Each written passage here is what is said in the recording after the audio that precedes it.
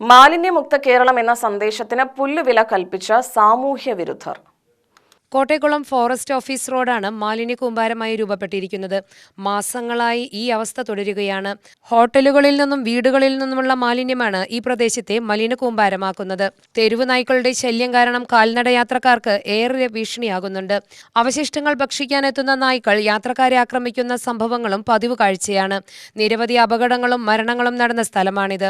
നെന്മാറ ഭാഗങ്ങളിൽ നിന്നുള്ളവർ പോലും ഇവിടെ മാലിന്യം നിക്ഷേപിക്കുന്നത് പതിവായിരിക്കുകയാണ്. ക്യാമറ ഇല്ലാത്തത് സാമൂഹ്യ വിരുദ്ധർക്ക് ഒരു അനുഗ്രഹമായി മാറിയിരിക്കുകയാണ്.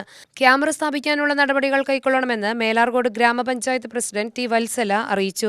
മേലാർകോട് ഗ്രാമപഞ്ചായത്തിന്റെ വിവിധ പ്രദേശങ്ങളിൽ നമ്മൾ മാലിന്യമുക്ത പഞ്ചായത്ത് എന്ന പ്രഖ്യാപനത്തിന് മുന്നോടിയായി നമ്മൾ മുഴുവൻ പ്രദേശങ്ങളും ഹരിതകർമ്മസേനയും സന്നദ്ധ പ്രവർത്തകരുമായി ബന്ധപ്പെട്ടുകൊണ്ട് മുഴുവൻ മാലിന്യങ്ങൾ നീക്കം ചെയ്തതാണ്.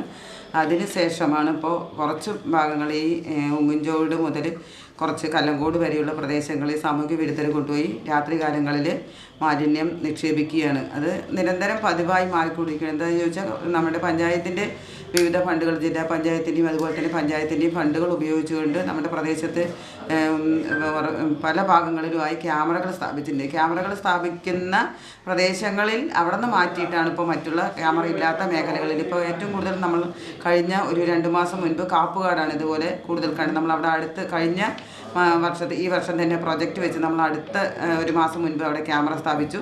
അതിനുശേഷം ഇപ്പോൾ അവിടുത്തെ മാലിന്യങ്ങൾ കുറഞ്ഞു വീണ്ടും അതിൻ്റെ തൊട്ടടുത്ത പ്രദേശത്തേക്കാണ് ഇപ്പോൾ മാലിന്യങ്ങൾ പൊതുവായി അവിടെ ജനങ്ങൾ കൊണ്ടിടുന്ന പൊതുവായിട്ടുള്ള സാമൂഹ്യ വിരുദ്ധരെന്ന് പറയുക, അങ്ങനെയുള്ള ആൾക്കാരെ കൊണ്ടിടും. നമ്മളിപ്പോൾ അതുമായി ബന്ധപ്പെട്ട് ആ പ്രദേശത്ത് തന്നെ നമ്മൾ ഈ UTV ന്യൂസ് പാലക്കാട്.